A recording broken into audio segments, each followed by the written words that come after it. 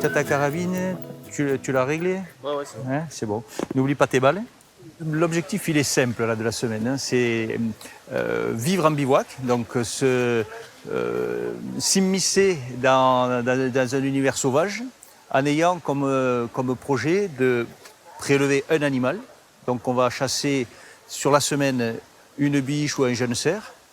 Et puis essayer de conserver le maximum de cette chasse, c'est-à-dire de la peau jusqu'à la viande, en essayant de la conserver sur place. Bon allez, les plus jeunes avec moi, et puis Seb, tu fermes la marche? Allez.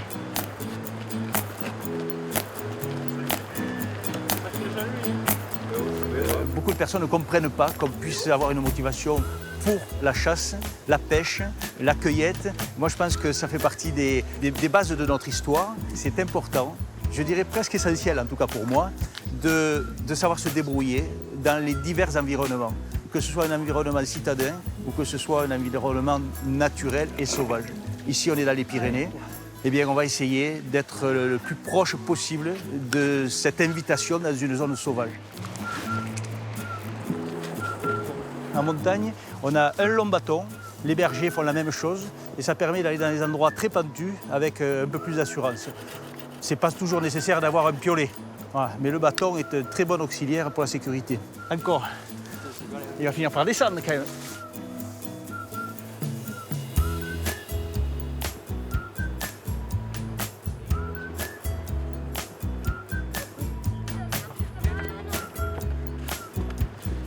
Là, on voit les truites d'ici, regardez.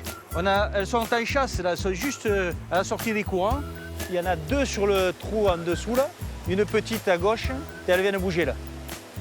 Et une qui est plus jolie à droite. Elle attend, là, elle est en queue de courant. Dès qu'il y a quelque chose qui passe, hop, elle vient gober.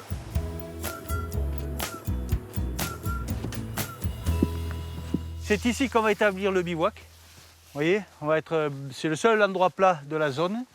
Donc, pendant une semaine, c'est notre maison. Et je vous promets, c'est pas pire comme lieu. Donc les toilettes là, la source là, le bois, il y en a partout. Et la chasse, on la fera soit dans ce secteur, soit dans ce secteur, soit dans ce secteur. Vous voyez, à 360 degrés. Voilà. Il ne faut pas traîner, c'est-à-dire que la pluie devrait arriver. Donc il faudrait qu'on ait monté le bivouac avant la pluie. Et il faudrait aussi faire la provision de bois avant ce soir. L'idée d'organiser ces bivouacs en milieu naturel, c'est venu de ma passion de la nature sauvage. C'est venu d'une expédition que j'avais effectuée dans le Grand Nord au Canada pendant tout un hiver avec un coéquipier. C'était une aventure survie. On voulait vivre tous les deux un peu comme Jack London, mais pas par l'intermédiaire ni d'un livre ni d'un film. Suite à cette expédition, j'ai voulu transmettre cette passion que j'ai de se vivre dans la nature à des jeunes. Et j'aime bien les jeunes pour ça, parce qu'ils sont à la fois naïfs, mais il peut y avoir de vraies amitiés qui naissent malgré les différences de génération. Et quand on a une passion, qu'on la transmet à des jeunes, on a les regards qui brillent chez les jeunes. Et c'est toujours quelque chose de beau à voir. Je pense que c'est important de sensibiliser toutes les générations à la pratique de la nature, à la connaissance de l'environnement et je dirais des environnements. C'est important qu'un rural puisse connaître l'état d'esprit d'un citadin. Je pense qu'il acceptera plus facilement des fautes, entre guillemets, de comportement des personnes qui viennent de la nature et réciproquement. Et je pense que quand on est jeune, on est beaucoup plus ouvert à la découverte et on a tout intérêt à former jeunes les personnes à ce que l'on aime nous. Depuis 25 ans, Jean-Louis Oringo organise des stages pour l'éducation des jeunes à l'environnement. Aujourd'hui, ils sont 5, âgés de 10 à 25 ans. Pour ces apprentis chasseurs, la montagne pyrénéenne sera leur refuge et leur terrain de jeu.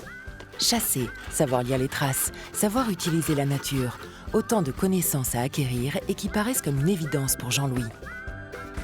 On va arranger la source pour pouvoir se laver, récupérer de l'eau.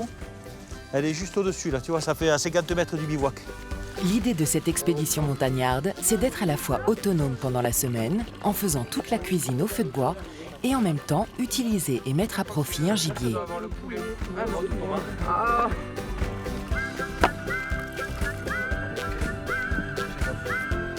L'idée c'est de l'allumer sans allumette, donc avec un bâton de magnésie.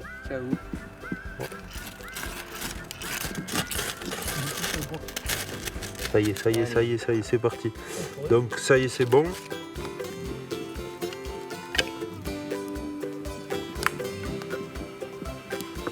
Bon, maintenant que le feu est en bonne voie, on va essayer d'aller observer un petit peu pour préparer la chasse.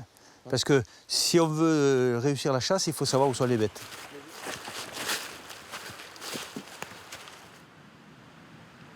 Le premier qui voit une biche, il a droit à une double ration ce soir.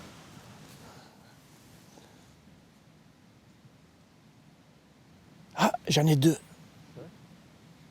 Sérieux? Peut-être 3. Eh bien, elles sont un peu à gauche, sur le mamelon, un peu à gauche, pas sur la crête, mais un peu sur le mamelon. Tu vas les voir, si vous n'arrivez pas à les voir, vous allez les voir avec ma... Ah ouais, je vois. Tu les vois? Et elles avancent, tac, tac. Allez, tiens, tu veux les voir? Il faut regarder où elles vont, là, ce soir. Il y en a 3, hein? Tu les vois? Ah oui, tu les as vus? Tu les vois? Et ça fait partie des animaux qu'on peut chasser. On va essayer d'observer. Demain matin, on ira observer une autre zone pour surplomber encore un peu mieux tous ces endroits. Bon, ça démarre bien. Il y a déjà des trompettes de la mort pour agrémenter l'ordinaire. Les premières pattes du séjour. Il faudra trouver quelques cèpes maintenant. Il y a des chances d'en trouver quelques-uns à la sapinière.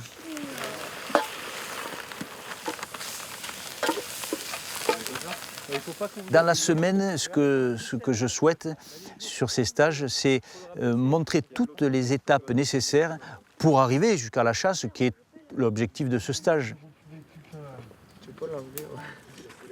C'est pas moi qui ai mis le sel, hein. Promis.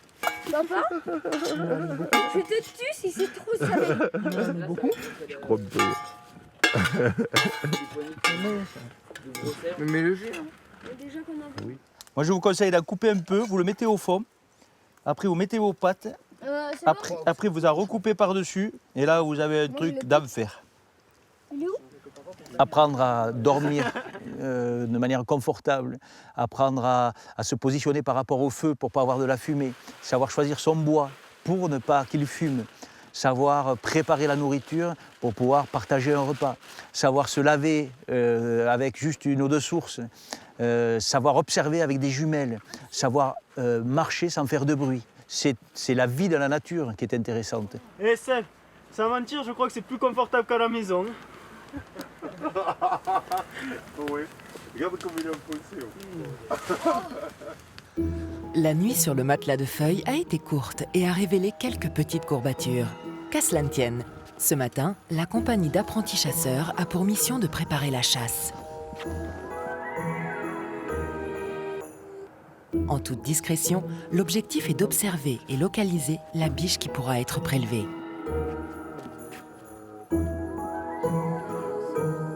Pour observer les animaux, un conseil, il ne faut pas simplement balayer comme ça l'environnement. Il faut que vous posiez vos regards au même endroit pendant un instant. Et c'est là que vous allez voir une bête, la tête qui va bouger, une oreille, quelque chose. Mais si vous faites comme ça, là, juste, vous ne verrez jamais rien.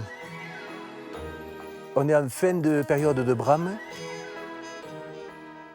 Il y a un joli cerf au milieu et autour, ce sont les biches. Qu'est-ce que... Il n'y en a pas que un de cerf. Il y a plusieurs cerfs. Et il y en a qui montent encore. Ah oui? Super. Moi, je vois celui qui est contre le pin. Ils se sont frottés sur le pin. Il y en a un en bas. Il y a des traces sur le pin. Tu le vois, le cerf qui est en bas, là, il vient de monter en fait. Non, je vois des biches en bas. Je crois qu'on a trouvé la zone de chasse pour demain. Eh bien, voyant ça, la pression commence à monter un peu. L'objectif pour moi demain, ça va être déjà d'approcher la biche au plus près. Et même s'il y a des groupes, essayer de prélever la plus grosse bête et satisfaire mes collègues du groupe. Je sais pas aussi haut que la dernière fois. La dernière fois, c'était. C'est vrai que c'est un mi-parcours, je pense qu'en 1 heure, on peut facilement y être. Méfie-toi, hein. Il faut y aller quand même là-bas. Ouais. Ah, là, je suis content. Je suis content parce que ce sont de très belles observations qu'on est en train de faire. Le cerf qui se frotte, le comportement du cerf avec la harde autour. C'est hallucinant. Vous voyez que c'est la bonne heure, on a bien fait de se lever de bonne heure hein, pour prospecter un peu. Aujourd'hui, on enseigne des matières, on fait de longues études souvent, mais on n'observe pas forcément, ou en tout cas, on n'apprend pas toujours à observer. Et je pense que apprendre à interpréter la nature, apprendre à mieux l'observer, c'est aussi un équilibre mental. Ça peut aider à avancer dans la vie, parce que la montagne, par exemple, c'est une école. Ce n'est pas l'école de la République comme on la connaît, c'est une école de la vie, c'est une école du bon sens.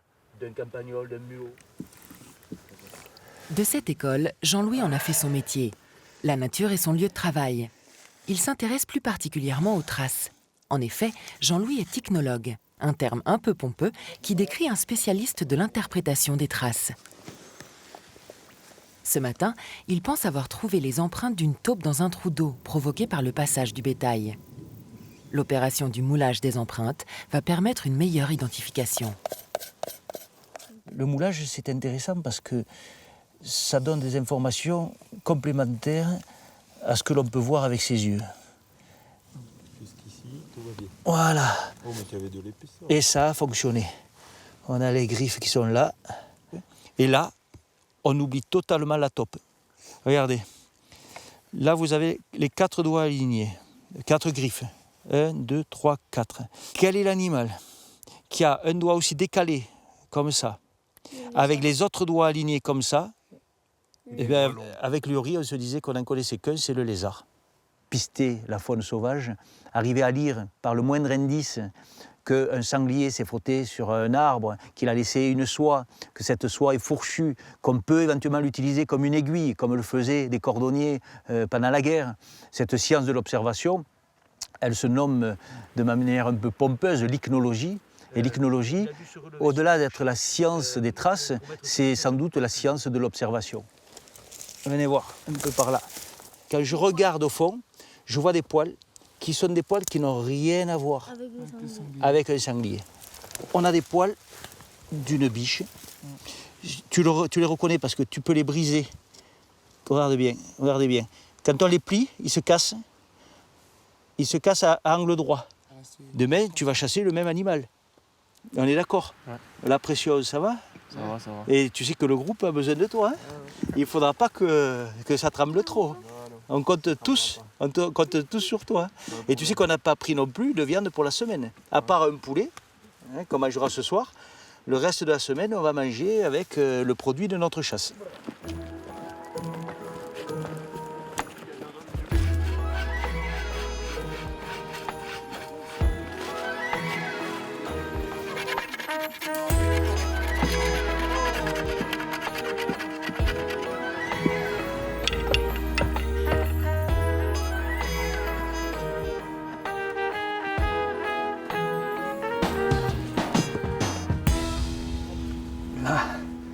Elle est pas mal. Ouais. Tu vois, tu as le coussinet qui est bien marqué. La trace de l'ours, c'est ça. C'est un peu comme notre main, avec des doigts qui sont plus courts. Le blaireau a la même patte et la même anatomie également. Oh ben, c'est vrai que Jean-Louis, enfin, il nous instruit à chaque séjour. C'est-à-dire que à chaque fois qu'on fait une sortie avec lui, on en apprend plein sur la nature. C'est-à-dire que ce soit une infime trace que nous, on passerait comme ça sans la repérer. Lui, directement, il la visualise, il peut nous dire... en plus, il nous laisse chercher quand même. Il ne nous dit pas directement, voilà, ça c'est la trace de... Il nous laisse chercher et c'est vrai qu'en plus, des fois, il se met en porte-à-faux. Par exemple, on l'a très bien vu pour la trace, il pensait que c'était une taupe. La trace qu'on avait découverte, il s'est avéré que c'était un lézard. Mais justement, on a essayé de chercher des éléments qui pourraient nous amener. Et ça prouve aussi que même lui, avec toutes les connaissances qu'il a, il en apprend encore aujourd'hui, quoi. On en apprend tout le temps sur la montagne, sur la nature et tout.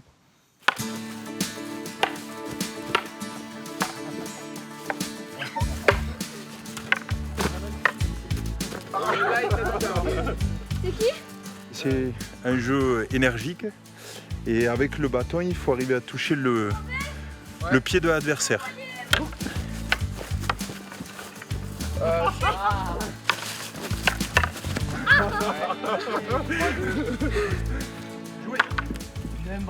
L'activité naturaliste, d'observateur, ça demande une attention, ça demande d'être souvent paisible, calme, observer avec les jumelles, la lunette, chercher, voilà. Et de temps en temps, il y a besoin aussi que le corps s'exprime autrement, et c'est le cas avec le jeu du bâton.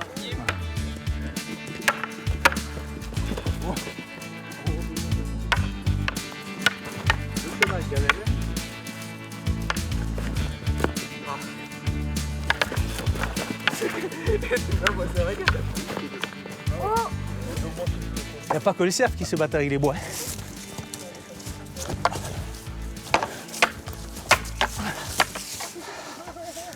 Mais le fait d'être en immersion complètement dans la nature, ça apporte beaucoup de choses. Ça nous permet de nous rapprocher un peu plus même des animaux sur quelques points. Par exemple, on sait que quand on fait un camp une semaine, en cette période où il fait froid, on va se placer côté sud, hein, le côté où il va faire chaud.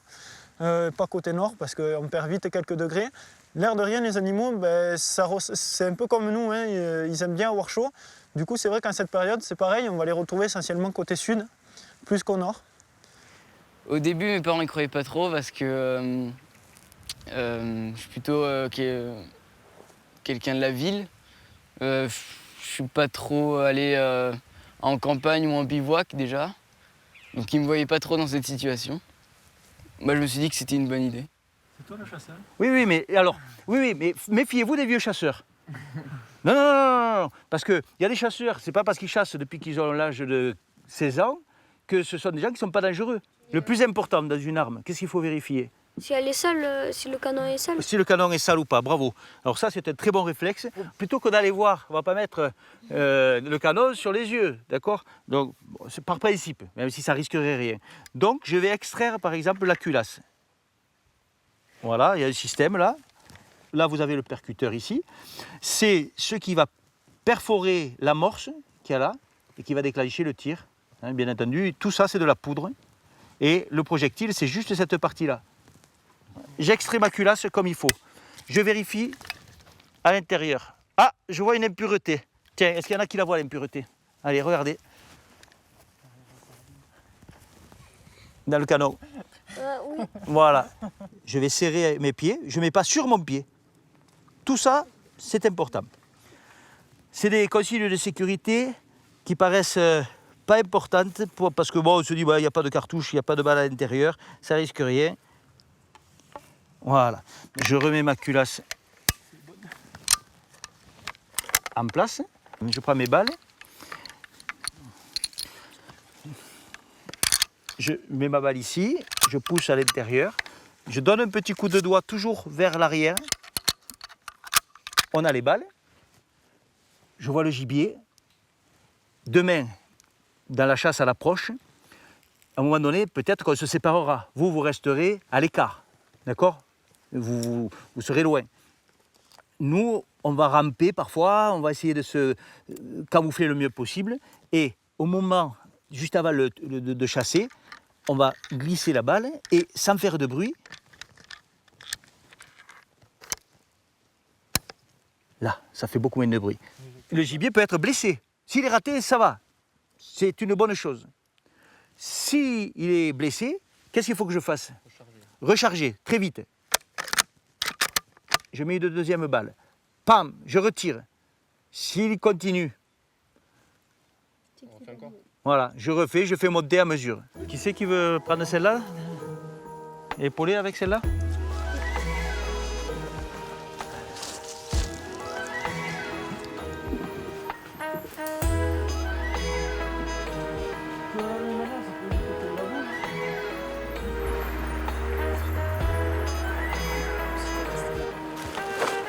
Romain.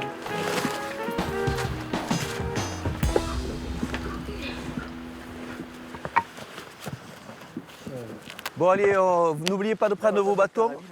Il y a Vivien qui nous attend au refuge de l'ONF, là, en dessous. Le jour de chasse est enfin arrivé. L'équipe sera encadrée durant cette journée par Vivien Marty, un garde de l'Office national des forêts. Direction la zone de chasse à 2 heures de marche. Chacun a pris son sac à dos avec le bon espoir de porter le fruit de la chasse au retour. Moi, ce que j'aimerais, c'est que les jeunes retiennent d'une part une forme de déontologie quand on part à la chasse, l'esprit lié à la sécurité également, que s'ils deviennent chasseurs, bien, la pratique de la chasse soit faite de manière respectueuse, avec une véritable déontologie. On tue un animal, c'est vrai, mais on n'en fait pas n'importe quoi. Le premier objectif est de localiser l'animal de chasse. Quentin a une lourde responsabilité, celle d'effectuer le tir. 3 bêtes sont vite localisées en contrebas. Quentin et Vivien doivent se mettre en place rapidement. Prends la première, la seconde. Tu attends que ce soit bien arrêté.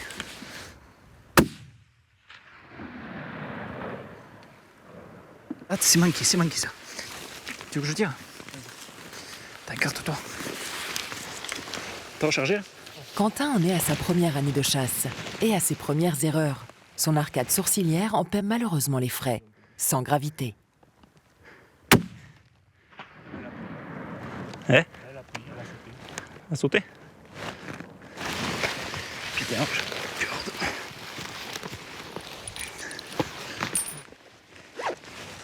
C'est bon signe qu'elles sortent pas les autres, mais...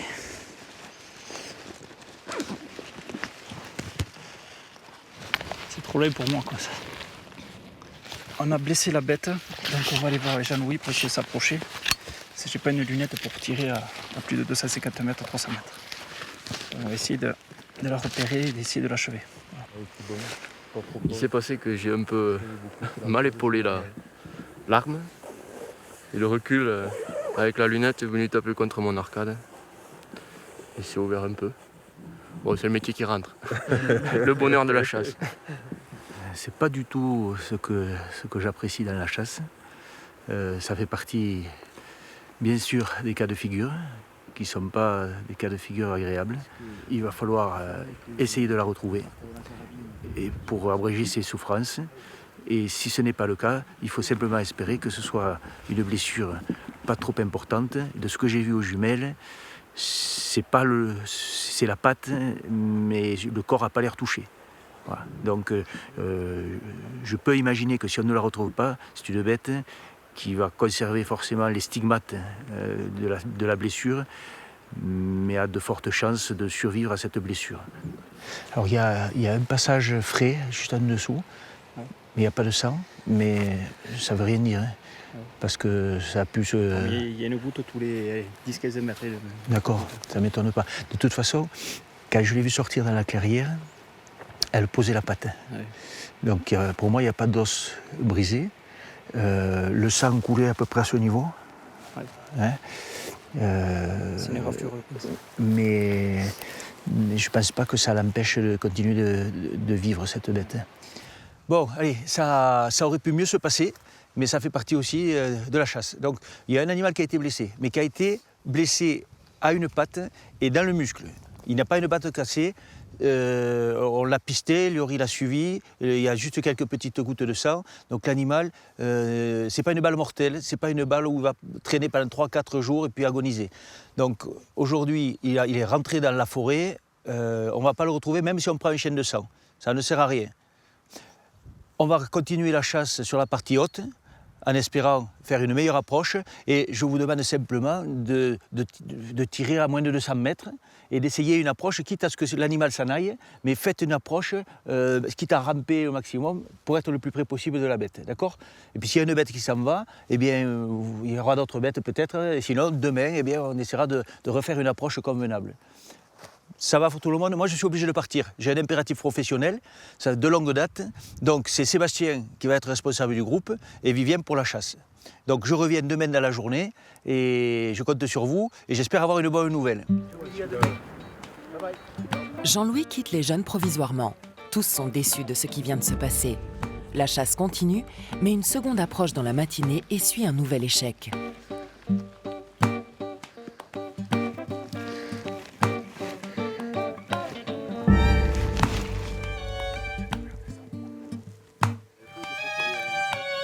L'équipe se retrouve pour le repas, instant de réconfort qui va changer le cours de la journée.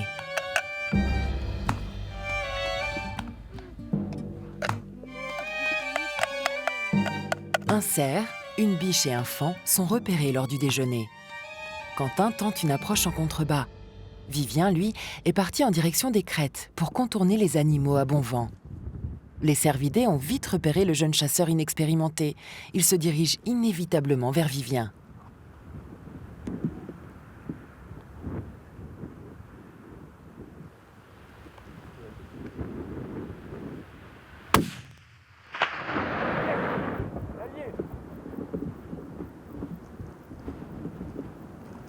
Nickel.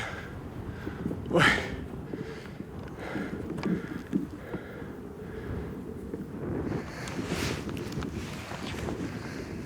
Quentin, lui, il est parti depuis par en bas, là. Il essayait vraiment de l'approcher en la voyant. Et moi, j'ai pris la crête à Bonneval, en espérant que si jamais elle bougeait, elle prenne vers la crête.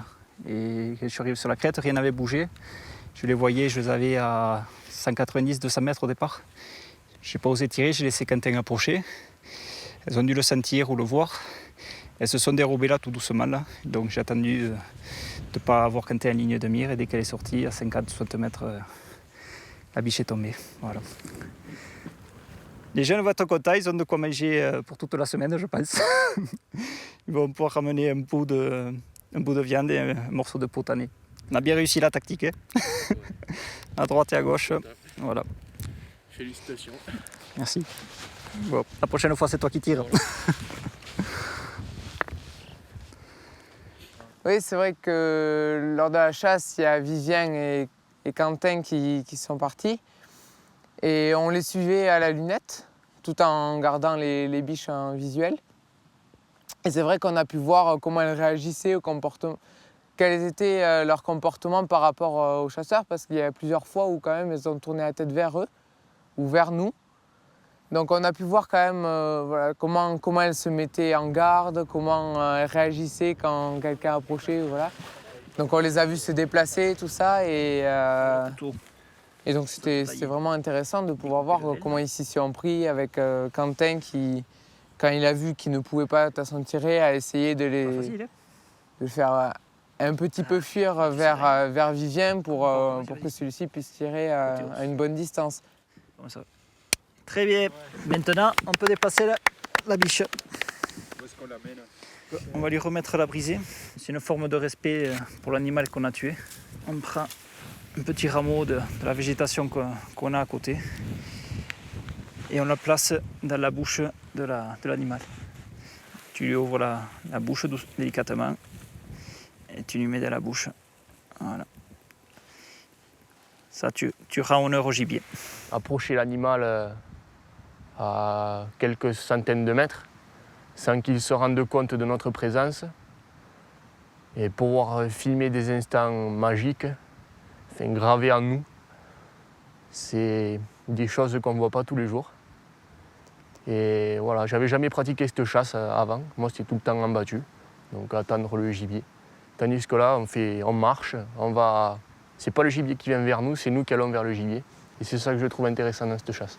C'est vrai qu'avant, c'est vrai que quand j'observais des animaux comme des biches, des cerfs, tout ça, en me disant que certains chasseurs les abattaient, c'est vrai que ça me faisait un petit quelque chose au cœur. Mais maintenant, en sachant le pourquoi, et aussi, c'est vrai qu'il faut quand même réguler aussi la population, d'un côté. Et puis, il faut savoir aussi prélever un petit peu sur ce que nous donne la nature. Après, il ne faut pas en abuser, c'est sûr, mais sur des animaux comme des biches, tout ça, c'est vachement contrôlé. On est quand même avec un garde-chasse, tout ça.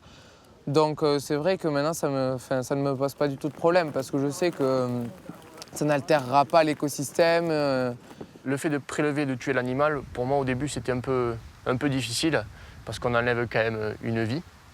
C'est pas rien. Donc voilà, mais au fil du temps, j'ai appris à résister un peu à cette difficulté. Et maintenant, voilà, ça me fait toujours toujours un peu d'émotion quand même quand on voit tomber l'animal et que derrière, eh bien, sa vie s'arrête. Il faut arriver à retirer la peau de l'animal. On va essayer de faire en sorte de garder une peau, afin de ne pas faire des morceaux, donc de la garder quasiment entière, vu qu'après on va faire du tannage dessus pour pouvoir la conserver. Le plus délicat, c'est d'essayer de ne pas rentrer dans la viande pour ne pas l'abîmer. Voilà, ça, c'est pas facile. Et de ne pas se tailler aussi. C'est pas facile. Léo, tu viens s'il te plaît? Viens m'aider un peu. Là, Ouais. tu vas essayer de dégager cette partie du coup là. D'accord. Alors, regarde, je sais pas si tu vois, juste là, ça fait des petites peaux comme ça là, qui est entre la peau et la viande ou les os, voilà. Tu glisses la lame taille bien, fais attention. Juste là, doucement. Voilà, et t'essaies vraiment de ne pas abîmer, de ne pas faire de trous dans la peau. Pas besoin de forcer. Ah ben, moi je considère personnellement que le chasseur qui ne sait pas dépecer, vider l'animal qu'il a tué, c'est pas un vrai chasseur. Ah, parce que ça fait partie de la chasse, intégralement. Il faut toujours que ton couteau touche l'os. Couper, dépecer, faire les bons gestes. Yuri les a appris au cours de ses stages nature. Autant de savoir-faire et d'apprentissage qu'un jeune chasseur se doit d'acquérir. Pour Johan, Robin, Léo et les autres, cette journée restera marquée dans leur esprit d'apprenti chasseur. Aujourd'hui, ils prennent avec humilité ce que la nature veut bien leur donner. Ce sont tous ces instants privilégiés qui forgent un chasseur, et les jeunes en sont conscients.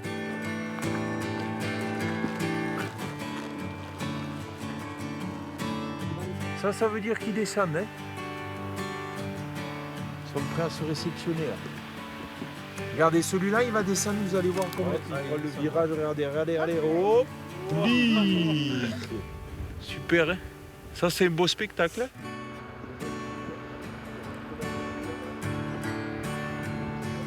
Regardez ça, regardez, faux.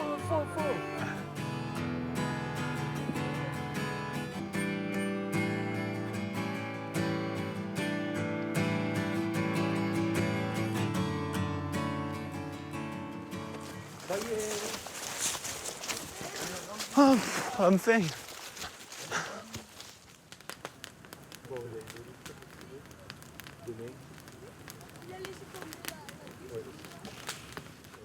Racontez-moi quand même la chasse, comment ça s'est passé alors?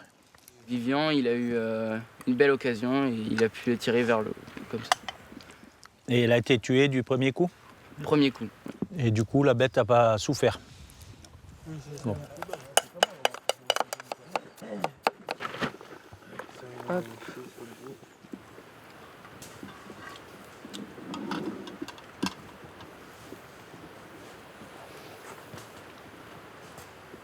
Ça fait partie de la chasse que j'aime en montagne, une belle approche. La bête n'a pas souffert. Voilà. Et puis maintenant, on va pouvoir enfin travailler à la préparation. Tout le savoir-faire qu'il y a autour de la chasse, je pense que c'est aussi important que la chasse. C'est le fait que maintenant, on cuisine le fruit de la chasse, qu'on prépare également la conservation de la viande. Tout ça, ça fait partie des savoir-faire qui sont des savoir-faire à la fois à transmettre et puis qu'il faut savoir apprécier aussi. La chasse, c'est pas simplement avoir une arme dans les mains et faire du bruit ou pas quand on a un arc. On a tué une bête, il faut essayer de conserver l'essentiel de la bête. Aujourd'hui, on a tendance à parfois brader un petit peu certaines bêtes. On ne tue pas par plaisir, même si on prend plaisir à chasser, on est un peu des prédateurs, au même titre qu'un aigle royal, au même titre qu'un lynx. Eh bien oui, l'homme aussi peut pêcher un poisson, chasser un animal, mais essayons d'utiliser le maximum de ce que l'on a de la bête. La peau, quand on peut utiliser la peau, là on va essayer de tanner un petit peu la peau avec la cervelle de l'animal. Utiliser la totalité de la viande, même les parties qui sont les moins faciles à utiliser. On va essayer de tout exploiter pour qu'il n'y ait pas de gaspillage. T'as pas perdu ton temps toi ce matin? Ouais. Eh bien, tu vas pouvoir déjeuner avec nous maintenant. Quelques girolles, quelques pieds de mouton et puis une trémoule. Une ou deux trémots. C'est impeccable ça. Et on va pouvoir agrémenter la biche avec ça. Hein. Ça va être bon. Hein. On va se faire... Et ça peut être bien en ragoût avec les parties un peu abîmées. Tu vois, la peau, tout ça, il faut retirer, hein, toute cette peau. Là, on voit, hein, là, on a un muscle, ici, là. Tac, dessous, il y a un autre muscle. Ici, il y a un autre muscle, il y en a plus. Ouais, ça retire. Ça, on le garde pas. Hein. OK? Je pense que ce qu'il faut transmettre aux jeunes, c'est les savoir-faire. Et savoir utiliser un couteau, savoir comment découper la viande correctement pour optimiser les morceaux de viande. Un boucher, c'est un métier. Ça ne se fait pas par hasard. Moi, je ne suis pas boucher. Je vais faire moins bien on va faire moins bien qu'un boucher. Mais il faut quand même avoir un minimum de connaissances pour ne pas faire n'importe quoi. Première étape, pas se faire mal. Deuxième étape, respecter bien entendu toute la partie sanitaire. Donc on ne fait pas n'importe quoi, n'importe comment. On se lave les mains quand on travaille la viande, quand on prépare la cuisine. Et puis après, le choix des morceaux pour en faire, par exemple, de la biche fumée, on ne va pas la faire avec les côtes. Hein, ça ne va pas être bon. Léo, tu peux venir voir là et je vais te montrer un peu justement comment c'est la viande. Tout à l'heure, je parlais d'un gigot. Pour toi, un gigot, c'est quoi? C'est un morceau de viande, c'est un jambon. Oui. Pour toi, ça serait ça. Et bien, en fait, c'est pas vraiment ça. C'est plein de muscles, tu vois, qui sont accrochés les uns aux autres. Et là, le travail de la viande que sont en train de faire Liori et Quentin, c'est de sortir chacun de ces muscles. Tu vois ce blanc-là? Ouais. Ce blanc, il va falloir le retirer. Ça se décolle tout seul hein, en tirant dessus. Parce que quand on va le fumer, l'acte de fumer, ça va durcir la viande. Mais ça ne va pas durcir que la viande, ça va durcir aussi ces parties-là. Là. Et alors ça, quand c'est dur, c'est du caoutchouc. Hein. À manger, c'est pas agréable. Ouais. Donc il faut nettoyer aussi chaque muscle une fois qu'il est sorti. Je ne comprends pas qu'il puisse encore y avoir des chasseurs de grand gibier qui ne soient pas capables d'ouvrir un animal, de le vider et de le préparer. Je pense que la chasse passe par des étapes et que la formation des chasseurs est nécessaire pour un permis effectivement de chasse, pour chasser dans les règles de l'art, pour les règles de sécurité, mais également pour tout ce qu'il y a autour de la chasse, qui est un enseignement qui me paraît important à préserver, à conserver et à transmettre. Bon, on va prendre la peau, on va se l'installer pour commencer à la décharner, pour préparer pour le tannage. Il faut avoir un geste avec le couteau qui va venir glisser sous la partie de chair ou sous la surépaisseur de cuir. Le but, c'est d'avoir une peau blanche comme ça. Du coup, je te laisse continuer sur cette partie-là. Le but de décharner, c'est d'avoir une peau fine et une peau souple. Alors, il y a même des fois où tu peux attraper, tu vois, tu peux attraper carrément la peau avec tes doigts. Tu mets tes doigts comme ça et tu tires. Et tu vas voir, ça va venir tout seul. Pose ton couteau, pas te tailler, mais carrément les doigts, comme ça là. Voilà.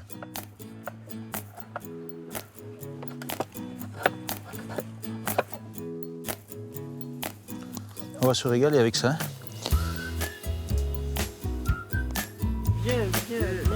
Au moins, ça moins d'accord.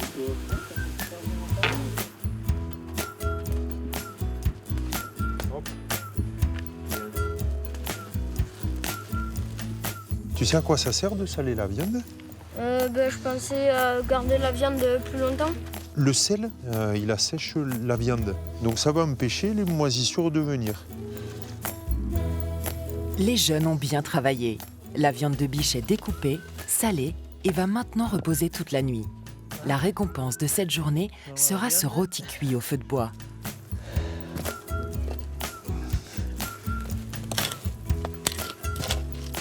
Là, on va laisser le rôti 20 minutes, à peu près.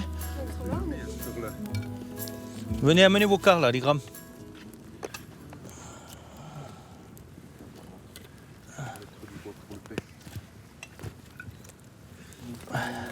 Elle va être juteuse, celle-là. Alors, les jeunes? Et puis t'as pas forcément besoin de couper, hein. Oui, juste avec les dents, ça se croque. Oui, elle est tendre. Bien entendu, il y a toujours un danger à partir comme ça dans la montagne. Le danger, c'est quoi? C'est glisser sur un caillou, se casser une jambe. Quand on part comme ça, faire un acte de chasse, il ne faut pas le faire n'importe comment. On sait qu'une arme, c'est dangereux.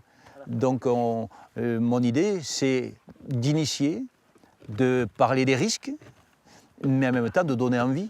Parce que manger une biche qui n'a pas été élevée avec des granulés, avec des antibiotiques, c'est autre chose que de manger du veau aux hormones.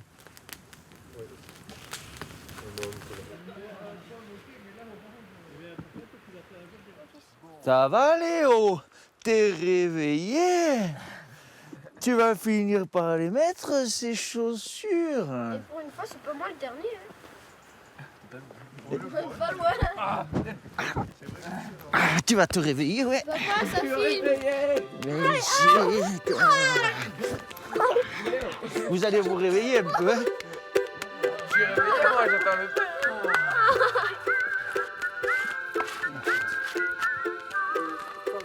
Ah oui.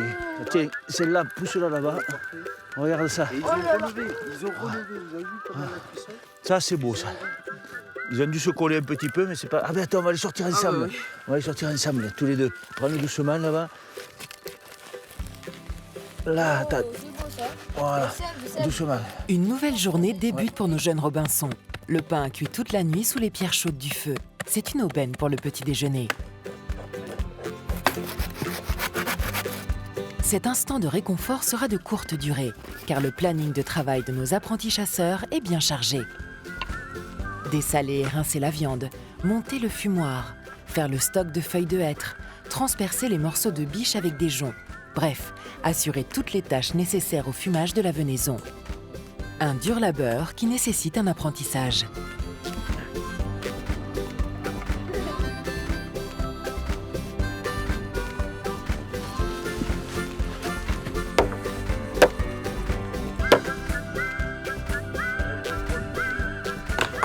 Tiens, regarde. Tu as vu?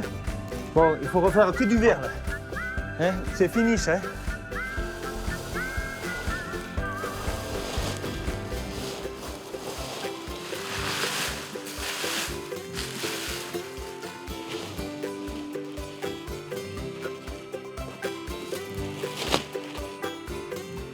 On va le laisser en deux. Oui. Et puis, il faudra bien les mettre en eau pour que ça se dessale avant qu'ils soient fumés. Mais de toute façon, on les goûtera hein, avant de les mettre. On va bientôt pouvoir faire la partie fumage. Hein. Hein, le boucanage, là, un peu, ça va nous changer. Monter le fumoir et puis les accrocher, piquer, mettre un petit jaune pour les suspendre. Ah oui.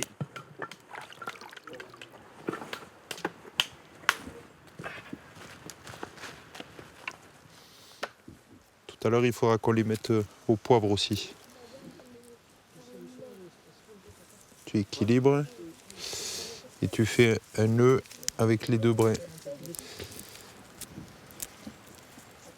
Sur le fumoir, il faut surtout pas que les morceaux de viande se touchent. Sinon, la fumée, elle va pas pouvoir bien venir sur les morceaux de viande. Et il y a des morceaux qui seront moins bien fumés que d'autres. C'est la troisième fois, toi, Sébastien, non? Et quatrième. Quatrième Le fumage traditionnel aura pour effet de sécher les chairs et assurer leur conservation. Les lambeaux de viande vont pendre pendant une vingtaine d'heures dans ce fumoir artisanal. Et il ne faut pas que les bâtons tombent non plus. Si la pièce de viande elle tombe au sol, elle va toute se salir. On a hâte de la goûter quand même. Donc c'est vrai qu'on a mis pas mal de temps à la préparer. Donc quand on arrive à cette étape, on sait que après celle-là, c'est la consommation, quoi. Consommation très forte. Et puis chaque année, on la ramène un petit peu chez soi, donc on peut la consommer aussi à la maison, la faire partager avec la famille, les amis.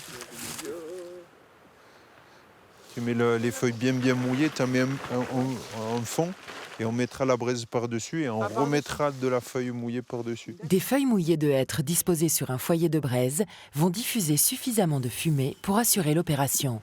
Ça y est, ça commence à fumer un peu. On est une espèce au milieu de plein d'autres espèces. La montagne n'appartient pas à l'homme uniquement. La pratique de la montagne par l'homme, ça fait partie d'un des éléments naturels, au même titre que les renards, que les sangliers, que les biches, que l'ours peuvent vivre dans ce contexte-là. Il faut comprendre qu'il faut accepter parfois une forme de concurrence, parfois certaines difficultés, quand il y a une tempête ou quand il y a un prédateur. Je crois que j'adore la pratique de la montagne par des gens qui font un métier extraordinaire, comme les bergers. C'est un métier qui est dur, qui n'est pas facile, mais en même temps, je rêve d'une montagne où on accepte effectivement la présence aussi de certains prédateurs. Et concernant les chasseurs, c'est pareil. Je trouve que la mentalité de certains chasseurs doit évoluer et il est nécessaire même qu'elle évolue pour que l'identité de cette pratique naturelle qui est la chasse puisse persister dans un environnement ou dans une société qui est essentiellement faite de personnes qui ne pratiquent pas la nature, donc qui ont une vision de la nature idyllique. Pour moi, chasser, c'est vraiment aimer la nature. Parce qu'on ne peut pas, enfin, en chassant, on communique vraiment avec elle, vu qu'on se sert de tous les éléments qu'elle nous offre.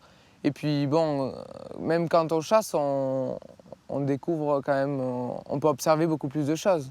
C'est-à-dire, par exemple, après la chasse, on a pu observer les vautours, on a pu observer les grands corbeaux.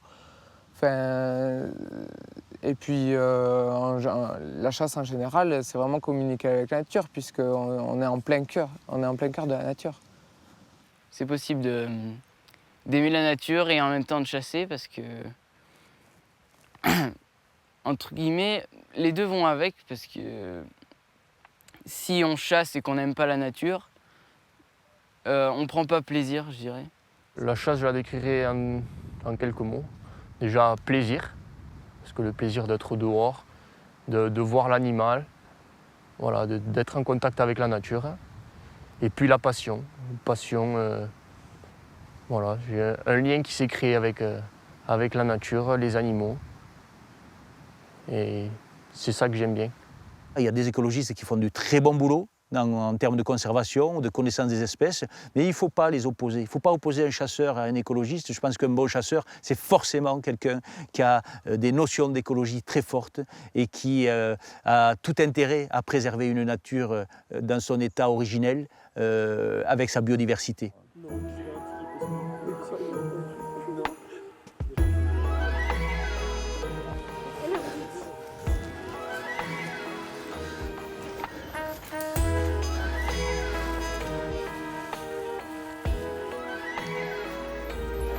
Venez voir, il y avait un cerf mort la dernière fois, on va voir ce qu'il en reste. Hop, tiens, regardez cette vertèbre-là. Ça, c'est une vertèbre intéressante aussi. Ça a été mangé, ce bois-là, qui était en formation. Ils sont fragiles hein, quand ils ont cet âge-là. Et puis après, voyons, au niveau des dents, on va confirmer, sans doute. Voilà, vous voyez, ces dents-là, elles sont en train de pousser. Ici, là. D'accord? C'était pas un adulte. Voilà. Et cette vertèbre, elle est intéressante avec celle-là. Ça, c'est celle qui permet de dire oui. Regardez, si je ferme là, comme ça. Là, ce mouvement-là, donc ça, c'est le oui. Un peu comme vous avez la même vertèbre. Et celle-là, c'est l'axis qui vient se mettre ici et qui permet la rotation. Le non, d'accord? Le oui et le non. Et le reste de la carcasse, je ne sais pas s'il va nous enseigner quelque chose. Cette patte, elle est restée entière en connexion, là. Ça, c'est intéressant. Regardez, l'omoplate qui vient comme ça. Voilà, là, on a la patte parfaite, là. Voilà. Patte antérieure ou patte postérieure? Intérieure. Eh oui, l'omoplate, elle est devant. Hein, d'accord, c'est bien. Hop, il y a une dame là qui vient. Bien. Amène-moi le tien, s'il te plaît. Ça va être... Il y a la deuxième. Je vais voir. Partie-là. Ah, superbe! Ça, c'est chouette. Ah, regardez.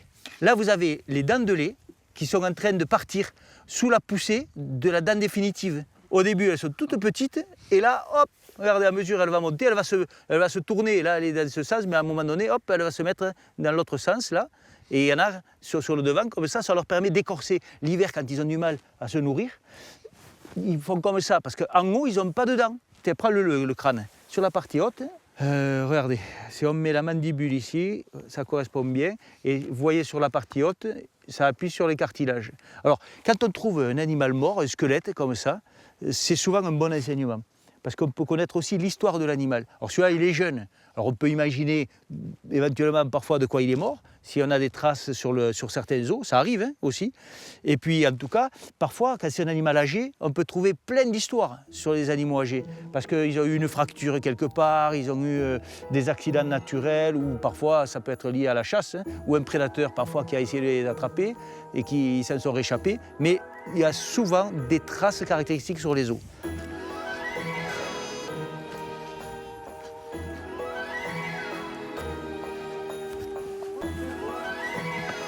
Qu'est-ce que tu as trouvé? Des traces. Et c'est quoi? Et je crois bien que celle-là, c'en est une de blaireau. C'est peut-être du renard, ça, non? Eh oui, et bien vu. Celle-là, elle est encore moins facile à voir. Hein. Elle est plus ancienne, probablement. Renard. Et le blaireau, ça vaut la peine peut-être de la mouler. Elle est fraîche, hein? Ouais. Et par contre, vous n'avez pas vu celle-là. Regardez. Ça, c'est un cerf qui est passé. Vu la taille, alors le premier onglon gauche qui est ici. Et puis l'onglon droit qui est là. Bon, ben, je vous propose de les mouler. Et une fois démoulés, on verra davantage les différences. Tiens, Léo, toi qui viens pour la première fois, tu verras, c'est mieux souvent la partie estampée, la partie en relief, pour bien distinguer les différences anatomiques. Allez, on va mouler de suite.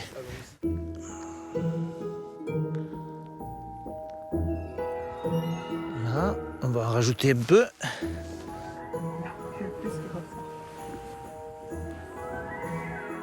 Parfois, c'est grâce aux empreintes qu'on a appris que, par exemple, certains dinosaures étaient grégaires et vivaient en groupe. Allez, tiens, tu vas la faire, toi. Vas-y. Allez, regarde, tu te mets ici, là. Tu prends... Regarde, tu es pas loin. Vas-y, fais-la tout seul. Délicatement. Il ne faut pas que ta cuillère touche la trace, au fond. Pour moi, c'est un véritable trophée, une empreinte. C'est la mémoire de l'animal quand il était vivant. Quand il a fait une action particulière, il se déplaçait, il cherchait sa nourriture, il bondissait. Juste avec l'empreinte, on imagine beaucoup de choses. Voilà.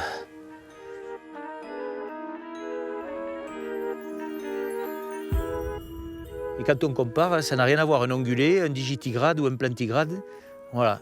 On a les doigts sont en forme d'onglons. On dit souvent sabots, mais en fait, les sabots, il y a le cheval qui en a, il y a l'âne, et les autres sont des ongulés, ils ont des onglons. Bon, Léo, passe-moi une des pattes de la biche qui a été chassée, merci. Déjà, on va distinguer une patte antérieure d'une patte postérieure. Donc ça, c'est la patte postérieure. La plus longue, c'est la patte postérieure avec laquelle il va bondir, l'animal. Donc, il y a un développement plus important. Après, regardez, si on compare avec les os, ces éléments-là sont des onglons latéraux qui ne marquent pas toujours le sol. Dans la neige, on les voit. Chez le sanglier, ils sont placés un peu plus bas, on les appelle les gardes. Donc juste avec les petits onglons qui marquent le sol, on peut savoir si c'est une patte antérieure par rapport à une patte postérieure. Cette partie sert d'amortisseur un petit peu aussi. Et c'est cet élément chez le sanglier qui est développé, je vais vous montrer avec le bâton, jusqu'ici. Là, l'éponge du sanglier, elle vient jusque là. Si on veut chasser le sanglier et pas mettre ses chiens sur un pied de cerf, eh bien, il faut aussi bien connaître la lecture des traces. C'est essentiel.